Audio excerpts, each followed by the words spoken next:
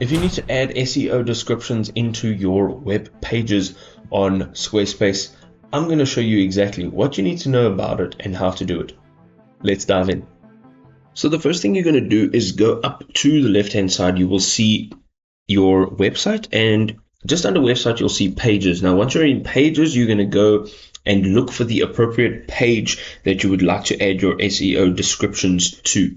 Now, you can do this by going up to, let's say, perhaps this page over here, to the gear icon on the right-hand side. You will now have this page loaded. Here you can see that on the left-hand side, there are a few options. Of course, we're looking for SEO, and this is a sample. This is what it looks like, okay? Here you can add your SEO title, and just below that, you can add your description over here. You also have the option to hide the page from search results if you don't want this particular page to show up. And once you're done, you're going to go up to the top left, click on close.